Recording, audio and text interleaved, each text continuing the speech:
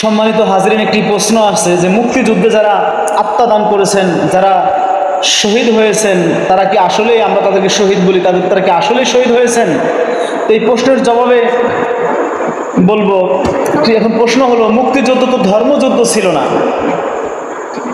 তো এই যুদ্ধে যারা আত্মস্বর্গ করেছেন, আত্মা বিসর্জন দিয়েছেন, তাদেরকে আমরা কোন দৃষ্টিতে দেখব?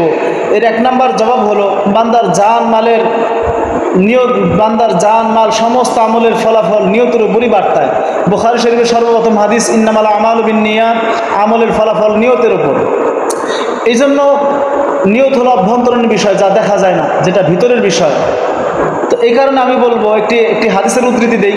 আবু দাউদ শরীফের মধ্যে একটি হাদিস আছে, হযরত আব্দুল্লাহ ইবনে সাবিত রাদিয়াল্লাহু তাআলা আনহু খুবই অসুস্থ হয়ে পড়লেন। ইন দি মেন টাইমে আল্লাহ নবী সাল্লাল্লাহু আলাইহি ওয়াসাল্লাম তাদের বাসায় গেলেন তাকে দেখার জন্য।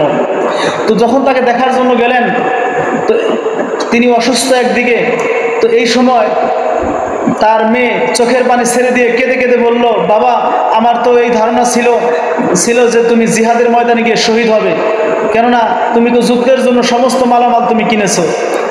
তো ইন দি মিন টাইমে আল্লাহ নবী সাল্লাল্লাহু আলাইহি সাল্লাম এই কথাগুলো শুনে বললেন, তোমরা শহীদ বলতে কি বুঝো? যে আল্লাহ রাস্তায় জিহাদ, নিহত হওয়া, এটাই তো বুঝো?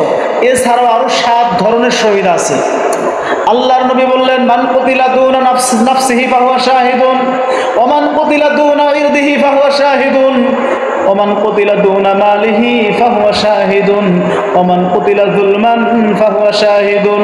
যে ব্যক্তি আত্মরক্ষার্থে মারা যায় সেও শহীদ, যে ইজ্জত সম্ভ্রম রক্ষার্থে মারা যায় সেও শহীদ, যে নিজ মালামাল রক্ষার্থে মারা যায় সেও শহীদ, যাকে জুলুম করে হত্যা করা হয় সেও শহীদ। সুতরাং সর্বদিক বিবেচনায় মুক্তিযুদ্ধে যেই সকল মুসলমান জুলুমের শিকার হয়ে মারা গেছেন তারা সকলেই শহীদ। আজকের সেই বিজয় দিবস আমাদের সামনে আসতেছে, যারা মুক্তিযুদ্ধে ইন্তেকাল করেছেন, যাদের নিয়ত ছিল সহি, তো আল্লাহ চাহেন তো এই উসিলায় আল্লাহ তাদেরকে শহীদি মাকাম দান করবেন। সুবহানাল্লাহ।